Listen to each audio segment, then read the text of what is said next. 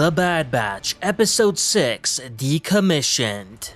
Sid hires the Bad Batch to retrieve a separatist tactical droid for its battle intel before it gets destroyed at a Corellian decommissioning site. Once on Corellia, they encounter police droids guarding the facility as well as Trace and Rafa Martez, who, as it may have it, are also after the droid.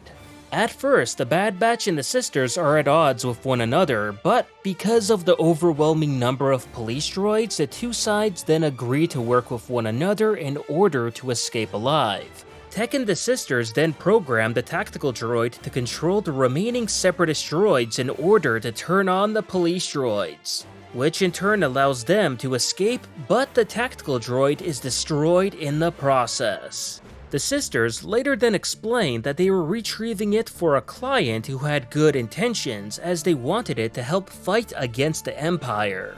And once learning this, Hunter then begins to rethink his morals and opts to give them the only copy of the droid's data that Tech made during the fight. A decision that prompts the sisters to later tell their client about the Bad Batch and how to find them.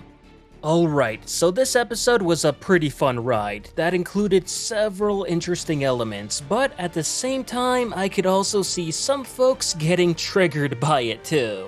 As to why, we'll get to that later. Firstly, the action in this episode was great. There was a lot of it, and it was mainly clone versus droid action, something that we definitely can't say no to. And the later droid-on-droid violence was also a nice little bonus too that really complemented this episode.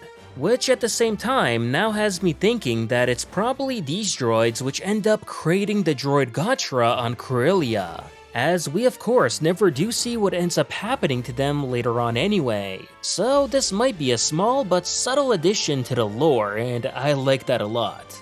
Personally, I really enjoyed the Echo moments that we were given here, with him teaching Omega how to shoot with her bow and arrow, which, come on, was pretty adorable, to even the little dad joke later on when Rafa Martez asks if there's an Echo in here because of her sister repeating what she's saying, only for Echo to be like, yes, I'm here, what do you need?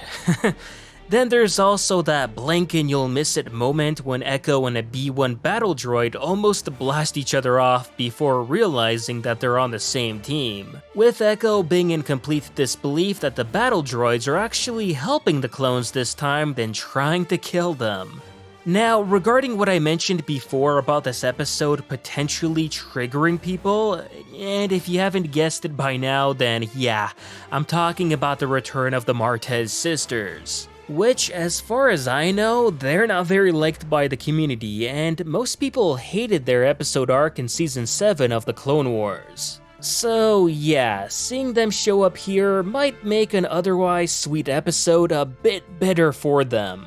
Personally, while I wasn't crazy about the sisters, I did enjoy their episode arc for what it was, and didn't really have an issue with them here either. Because if anything, I'm kinda glad that thanks to them, they're now bringing the early rebellion into this series, especially with the whole mysterious figure who they speak to at the end.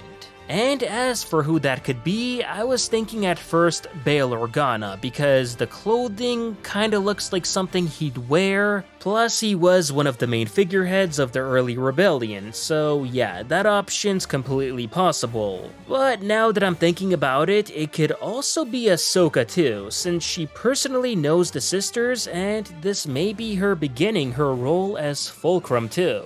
So both options are valid, but in any case, it's looking like we'll be finding out who this really is pretty soon. Oh, and yeah, we also got teased yet again even more about Wrecker's headache being more than a simple headache. Yeah, it's a rather serious issue that somehow no one on the Bad Batch really knows about, nor has Wrecker really talked to them about it, considering how long he's been having it. Regardless, it looked like this was the moment where Wrecker's inhibitor chip was going to fully activate, especially since we heard him utter the infamous words, "Good soldiers follow orders." Fortunately, he snapped out of it and went to his usual smashing and droid busting self, But it's pretty obvious the writers are really building this up for some big upcoming moment. And for when that will be exactly, then hopefully somewhere in the next 2 or 3 episodes, as come on, I can't really see them continue to string us along with this anymore. It's gotta be happening soon.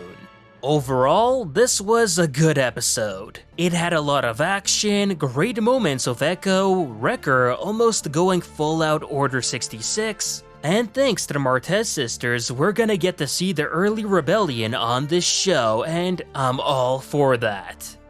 And that was my take on this episode of The Bad Batch. Let me know what you all thought about the episode in the comments below, and if you haven't already, remember to like this video, subscribe to the channel, and I'll see you on the next one.